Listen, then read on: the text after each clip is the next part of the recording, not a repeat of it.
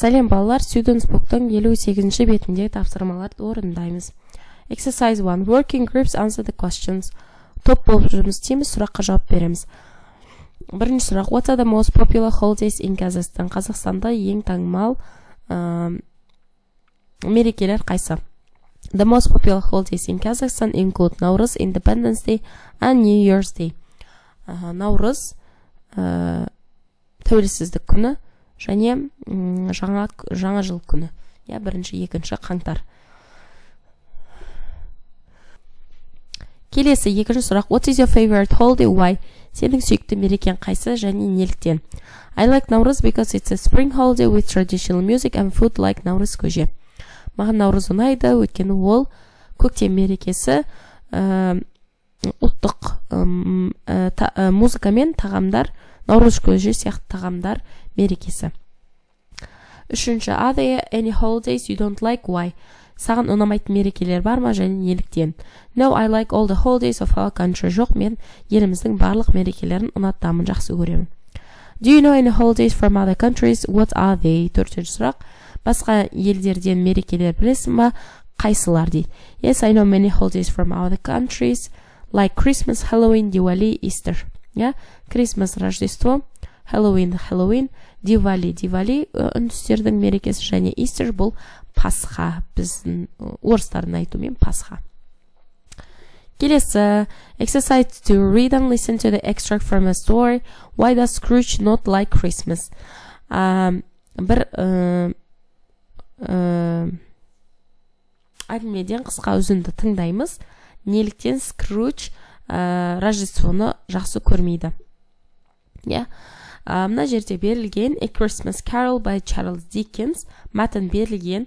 Мәтінді оқып шықсаңыздар болады. Мен сіздерге сондай-ақ мәтіннің аудармасын көрсетіп беремін. Аудармасын жасадым. Мәтінді осы жерде, видеоны осы жерде пауза басып, мәтінді кітаптан ашып оқып, оның аудармасын оқып, түсініп алсаңыздар болады, сіздерге оңайрақ болу үшін. Олай болса, біз тапсырмамызға көшейік. Неліктен Скрудж Рождествоны жақсы көрмейді деген сұрақ болды. Scrooge doesn't like Christmas because people spend a lot of money. Өйткені адамдар өте көп ақша шығарады. Өйткені Скрудж бізде сараң адам болған. Келесі. Үшінші атту. Read the text again and write true or false, correct the false sentences дейді. Мәтінді қайтаны оқып, дұрыс емес деп белгілейміз, дұрыс емес сөйлемдерді дұрыстаймыз. Біріншісі. Scrooge was at home on Christmas Eve. Christmas кешінде Scrooge үйде болды дейді. Бұл бізде false. Scrooge was in his office on Christmas Eve. Scrooge жұмысында болды, өзінің офисінде болды. It was a cold and foggy evening. Суық және тұманды бір сондай кеш болды. False. It was cold and foggy afternoon. Тұманды және суық күн болды. Scrooge and Bob Cratchit were both in the same room. Scrooge бен Bob Cratchit екеуі де бір бөлмеде болды. False. Scrooge and Bob Cratchit were in different rooms. Екеуі екі түрлі бөлмеде болды. The door of Scrooge's office was open so he could watch Bob Cratchit. Scrooge'дің офисінің есігі ашық тұрды, ол Bob Cratchitті көре алу үшін. Төрт. Bob Cratchit worked for Scrooge. Bob Cratchit Scrooge'дің қолында жұмыс істейтін. Бұл дұрыс. True. Scrooge and Fred were relatives. Scrooge пен Fred туыстар еді. Бұл true. Fred didn't have much money. Fred'дің көп ақшасы жоқ. Бұл true. Келесі. Төртінші жаттығу. Build your vocabulary. Look at the words in blue in the text. Match them with the definitions. Мәтінде көкпен берілген сөздерге қараймыз және оларды анықтамалармен сәйкестендіреді екенбіз.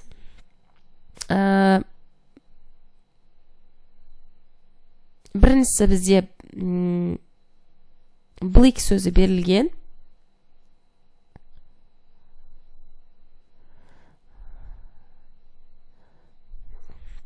Bleak бізде бұлыңғыр деген мағынаны білдіреді. Келесі бізде Келесі бізде flaring сөзі берілген. Flaring деген бұл жағылып бетіп көрініп тұрады, жағып тұрған. Мысалы, candles were flaring. Бұл жерде шамдар жанып тұрды, жанып деген, жанып тұрды деді, иә. Келесі clerk сөзі берілген. Clerk бізде кеңсе қызметкері деп аталады. Келесі coal, иә, coal деген бұл көмір дегенді білдіреді. Келесі бізде cheerful деген бұл көңілді. Келесі replied, жауап берді. Және бізде келесі сөз cross сөзі берілген. Бұл cross бұл бізде ашуланшақ деген мағынаны білдіреді. Келесі енді анықталармен сәйкестендірсек. To say or write something as an answer. Жауап ретінде бір нәрсе айту және жазу бұл reply, жауап беру. Happy, көңілді, бұл cheerful, көңілді.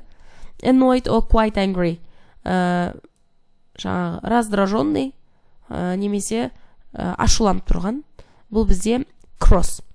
A hard black mineral that can be burned to produce heat. Ыстық шығаратын, сондай қатты минерал, қара минерал. Бұл бізде coal, көмір. To burn brightly, жарық болып жанып тұру. Бұл бізде flare. Cold and unpleasant, суық және сондай ұнамсыз. Бұл бізде bleak, иә. Келесі, a person whose job is to keep the accounts and do other routine tasks in an office or shop. Дүкенде немесе офиста жаңағы есепті жүргізу, немесе әркімгі сондай барып кел, шауып кел жұмыстарын жасайтын адам, бұл бізде clerk.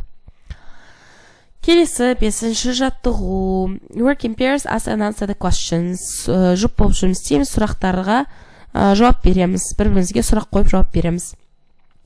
What do you think about the characters in the story? What adjectives would you use to describe them? Оқиғадағы кейіпкерлер туралы не ойлайсың? Оларды сипаттауға қандай сын есімдер қолданатын едің дейді. Scrooge, he starts as a very greedy, selfish and unhappy man. Ол өте сондай сараң, өзімшіл және бақытсыз адам еді, иә. Bob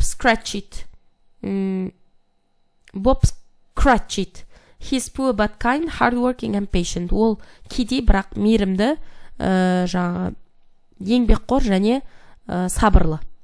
Tiny Tim, he's sick but always hopeful and loving. Кішкентай Тим, ол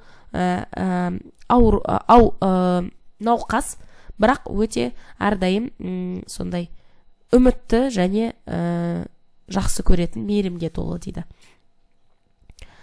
Екі, what do you think happens next? Does Scrooge accept the invitation? Why do you think so? Келесі, оқыған келесі не болады? Scrooge шақыруды қабыл ала ма? Қалай ойлайсың дейді. Неліктен олай ойлайсың дейді. I think yes, Scrooge will accept the invitation and he becomes kind and generous. Мен ойымша, иә, Scrooge шақыртуды қабыл алып, мейірімді және оқиғаның соңында мейірімді және ашық қол болып кетеді, жомарт болып кетеді. Үшінші сұрақ. Do you know any other books about holidays? Do you enjoy stories about holidays? Why not? Сен мерекелер туралы басқа кітаптар білесің ба? Сен мерекелер туралы оқиғаларды жақсы көресің бе? Неге иә, неге жоқ дейді. Yes, there are other books about holidays such as How the Grinch Stole Christmas by Dr. Seuss or The Polar Express by Chris Van Allsburg. Yes, I do. They give us good mood and interesting lesson.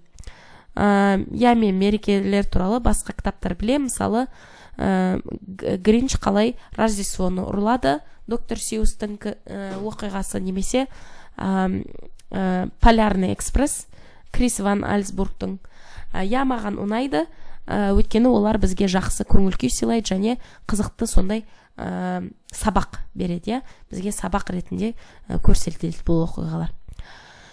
Осымен ең соңғы тапсырманы да орындадық. Бұл беттің барлық тапсырмаларын орындап біттік. Пайдалы болса каналға қолдау білдіріп, каналға тіркеліп, видеоларға лайк басып отыруды ұмытпаймыз. Сау болыңыздар.